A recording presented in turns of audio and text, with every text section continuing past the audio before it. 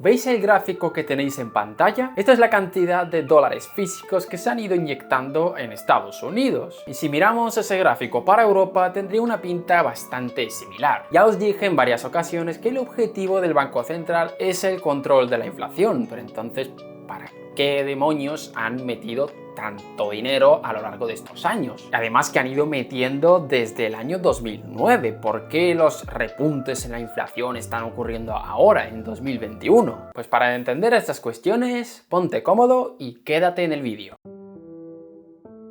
Sobre la cuestión de la inflación podéis ir a ver estos dos vídeos donde explico por qué esta no repuntó en el periodo comentado, y sobre el repunte de inflación de estos meses podéis ir a ver este otro vídeo. Así que estas cuestiones las voy a dar por tratadas. Vamos a lo que nos interesa. ¿A qué ha venido esa locura de los bancos centrales de meter tanta liquidez en la economía? Podría dar una respuesta rápida y fácil, pero prefiero enrollarme un poco para que entendáis bien qué es lo que estaba pasando. Y la primera pieza de nuestro puzzle es entender cuál es la función clásica de un banco central. Seguramente alguna vez habréis escuchado que el Banco Central es el prestamista de última instancia, pero a lo mejor no os ha quedado del todo claro ¿en qué consiste exactamente eso? Para entender en profundidad lo que voy a ir diciendo, sería de utilidad que hubierais visto mi vídeo de cómo se crea el dinero. Si no lo has visto, no pasa nada, puedes quedarte, pero luego ves a verlo. Recordad en qué consistía el negocio bancario: conceder préstamos. Y la peculiaridad que había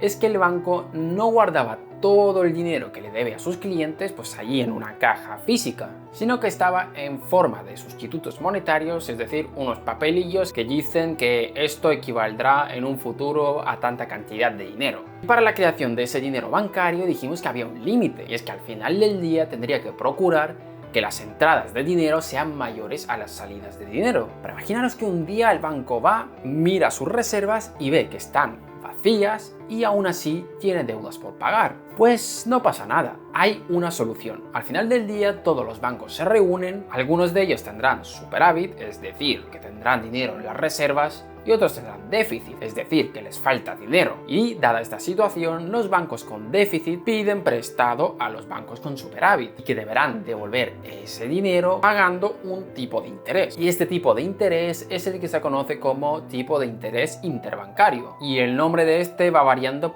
dependiendo de la región. En Europa se llama Euribor, en Estados Unidos se llama Federal Funds Rate. Decidme en los comentarios cómo se llama en vuestro país. Vale, me parece muy bien, pero ¿qué pasa si llegó un día y algunos bancos no han conseguido que les den préstamos? Allí es donde entra el papel del Banco Central como prestamista de última instancia, ya que este puede proporcionar todo el dinero en efectivo que quiera prácticamente. Así que esos bancos pueden ir ahí y pedir prestado dinero.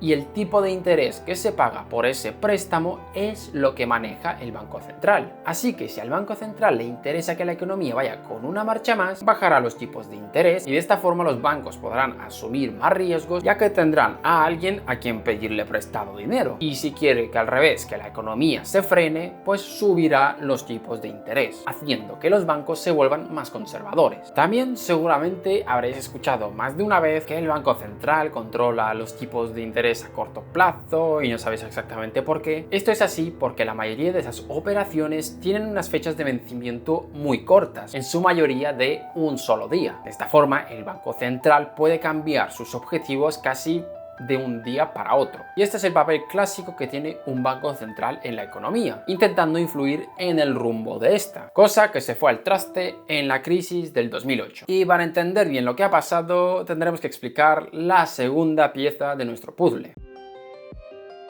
Imagínate que eres un inversor que tiene que decidir dónde invertir su dinero. Dependiendo de lo mucho que te guste el riesgo, puedes elegir si invertir en activos de poco riesgo o de alto riesgo. Para simplificar diremos que los activos de poco riesgo son los de corto plazo y los de alto riesgo son los de largo plazo. Así que el tipo de interés también se dividirá entre corto plazo y largo plazo. Paréntesis aquí para que no os liéis. Ahora mismo estamos hablando desde el punto de vista del inversor, es decir, que será el tipo de interés que va a recibir y no el que va a pagar. Cierro paréntesis. Y nuestro protagonista, el Banco Central, puede influir, insisto, influir, no controlar, en el de corto plazo. En el de largo plazo, normalmente el Banco Central no puede influir. Y en los activos de largo plazo tenemos cosas como las hipotecas o los bonos del gobierno, es decir, la deuda pública. Quedaros con esto último porque va a ser relevante. Y la diferencia entre estos dos tipos de interés es lo que se conoce como el diferencial de los tipos de interés. Y el valor de ese diferencial pues irá cambiando dependiendo de la situación en la que estemos. Por ejemplo, en una situación de bonanza donde la economía vaya bien, ese diferencial se va reduciendo, pero en una crisis suele aumentar. Y ver cuál de los dos es más elevado tiene su utilidad, ya que si es más elevado el de corto plazo, los inversores se irán ahí, y lo contrario si el que es elevado es el de largo plazo. Y el Banco Central intentará influir en los tipos de interés de corto plazo para que en una recesión ese diferencial se estabilice, cosa que en 2008 no funcionó. A pesar de haber puesto los tipos de interés prácticamente en cero, no conseguía reducir ese diferencial. Debido a la incertidumbre y el miedo que hubo en aquella época, la prima de riesgo se vio disparada, haciendo que esa bajada de tipo de interés no tenga demasiado efecto. La gente seguía invirtiendo en activos de corto plazo y para que las inversiones de largo plazo sean más atractivas, la única vía que quedaba era subir los tipos de interés, ofreciendo más rentabilidad. Y esto es importante porque, como os dije, dentro del tipo de interés de largo plazo está el tipo de interés de la deuda pública, que es la tercera pieza de nuestro puzzle.